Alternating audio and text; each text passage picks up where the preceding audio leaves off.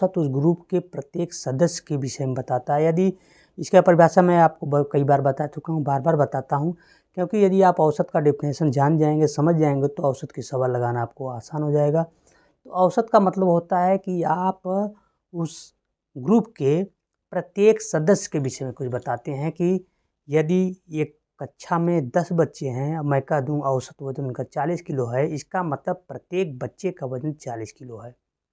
प्रत्येक बच्चे का वजन 40 किलो। औसत का मतलब प्रत्येक each and every member of the group, उस ग्रुप का प्रत्येक मेंबर को बताता है औसत।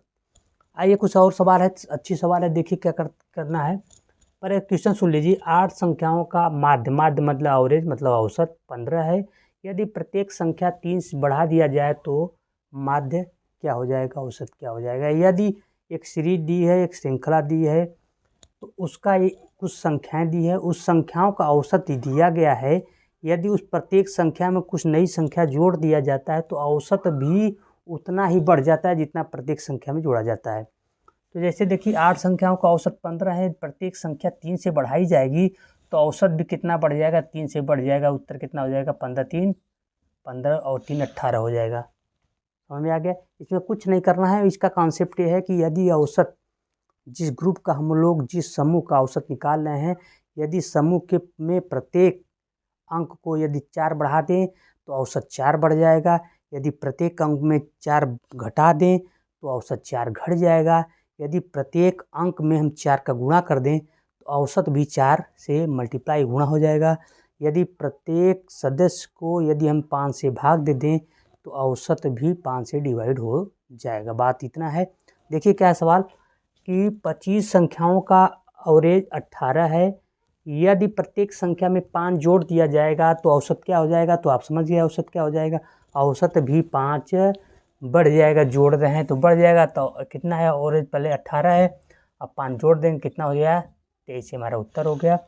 12 संख्याओं का औसत 15 है। यदि प्रत्येक संख्या में 3 से गुणा कर दिया जाए, यदि प्रत्येक संख्या को 3 से बढ़ा दिया जाए तो औसत कितना हो जाएगा, 3 से गुणा वो भी हो जाएगा।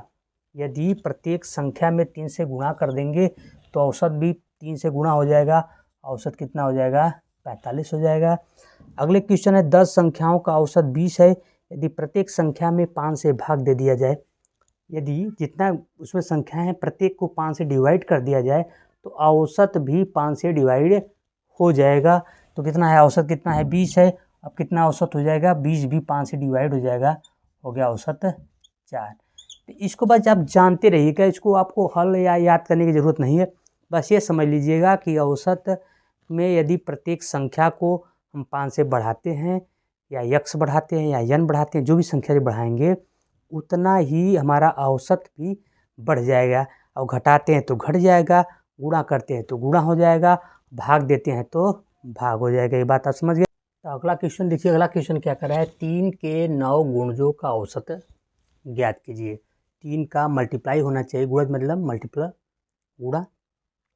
3 के 9 गुणजों का औसत क्या होना चाहिए, देख लीजिए क्या क्या होगा कि 3 3 दूनी 6, 3 त्रिक 9, 3 चौके 12, 3 पाँच 15, 3 छक 18, 3 सात 21, 3 आठ 24, 3 27।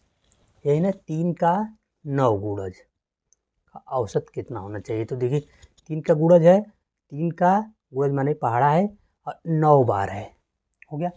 तो क्या करेंगे, हम जानते हैं कि जब संख्याओं में अंतर समान होता है तो औसत बराबर पहली संख्या अंतिम संख्या जोड़ के दोनों का आधा कर देते हैं। औसत यही होता है ना। तो पहला 3 और 27 जोड़ दीजिए, कितना हुआ 30, 30 का आधा 15 हुआ क्या, औसत हो गया। ये तो एक तरीका हो गया। एक तरीका और देखिए इसको ऐसे 1 2 3 4 5 6 7 8 9 9 संख्याएं हो गई। 9 संख्याएं हो गई, 9 गुणज है तो 9 तो संख्या हो गई। ये 3 का गुणज है तो 3 का इसमें गुणा है, ठीक। अब देखिए इसका औसत निकालना पड़े तो क्या करते हैं, बीच वाली संख्या निकालते हैं। तो 4 ठो इधर से 4 ठो इधर से, कितना हो गया औसत, 5 औसत हो गया। क्योंकि औसत जो है 3 का गुणज है, 3 का गुणज है। ये संख्याएं जो है 3 का गुणज है तो औसत भी 3 का गुणज हो जाएगा, कितना हो जाएगा 15। इस प्रकार से हो जाएगा। ठीक, अगला सवाल देखिए। अगला सवाल क्या कह रहा है कि उन प्रथम 6 विषम संख्याओं का औसत कितना होगा जिनमें प्रत्येक 7 से विभाजित हो। देखिए 6 विषम संख्याओं की बात कर रहा है तो 1, 3, 5, 7, 9 ये हो गया 6 विषम संख्या हो गई। कह रहा है इनका औसत क्या होगा जिनमें प्रत्येक 7 से विभाजित हो। तो ये संख्या 7 से विभाजित है, इसका मतलब ये संख्या नहीं है। 7 से विभाजित का मतलब 7 का इसमें गुणा हो रहा होगा। 7 के 7, 7 त्रिक 21, 7 5 35, 7 7 49, 7 9 63 और 77 ये संख्या हो गया। तो अब औसत निकालने के लिए क्या जानते हैं हम लोग? औसत निकालने के लिए हम लोग जानते हैं पहली संख्या और आखिरी संख्या को जोड़ दीजिए, उसका आधा कर दीजिए। जोड़ दीजिए 7 और 77 कितना हो गया? 84। 84 में 2 का आधा कर देंगे, कितना आएगा? 42 आएगा। कितना? 42 हमारा हो गया आंसर।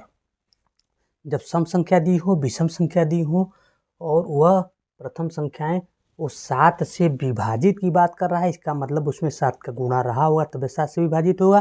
तो 7 से विभाजित जब होगा 7 का गुणा होगा। तो हम जानते हैं कि जब संख्याओं का सीरीज दिया रहता है जिनमें अंतर समान हो, सम संख्या हो, विषम संख्या हो, नेचुरल नंबर हो, जो भी हो, उसमें यदि संख्याओं का अंतर समान होता है तो पहली संख्या और आखिरी संख्या को जोड़ के उसका आधा कर देते हैं। हो गया हमारा उत्तर। यदि प्रेक्षण x1, x2, x3, x4 ... x20 का औसत y दिया है, एक प्रेक्षण है, ऑब्जर्वेशन है और जिसका औसत y है, तो x1 - 100, x2 - 100, x3 - 100 ... x20 - 100 का औसत क्या होगा। देखिए इस प्रकार का सवाल क्या है कि इसमें सीधे दिया है कि जो ऑब्जर्वेशन, जो प्रेक्षण दिया गया है उसका औसत आपको दिया है। मैं आपको बताया हूँ कि यदि औसत में प्रत्येक संख्या में यदि 100 घटा दिया जाए तो औसत भी 100 घट जाएगा। यदि प्रत्येक संख्या में 100 प्लस कर दिया जाए तो औसत भी 100 प्लस हो जाएगा और मल्टीपल हो जाएगा 100 का तो औसत भी 100 से मल्टीप्लाई हो जाएगा। डिवाइडेशन में भी वही रूल लागू होता है। तो यहाँ देखिए क्या इसमें प्रत्येक संख्या में 100 माइनस किया गया है, इसका मतलब एवरेज में भी 100 माइनस हो जाएगा। ये हमारा आंसर, दिमाग चलाने की ज़रूरत नहीं। अगला क्वेश्चन देखिए। यदि एक अनुक्रम ax, ax² ax3 ... axn में पदों की संख्या विषम हो तो इसकी मध्यिका या औसत ज्ञात कीजिए। देखिए क्या करेंगे, इसको सबको यक्स के रूप में लिखेंगे। तो पहला वाला देखिए ax, ax² ax3 axn है। तो इसमें यक्स नहीं है तो यक्स पावर 0 लिख देंगे, यक्स पावर 0 लिख देंगे। तो जो इनका औसत आएगा, देखिए ax सब में है, ax ax ax सब में है तो औसत भी ax आएगा। पहले यहाँ ध्यान दीजिए, औसत जो आएगा वो भी ax के रूप में ही आएगा।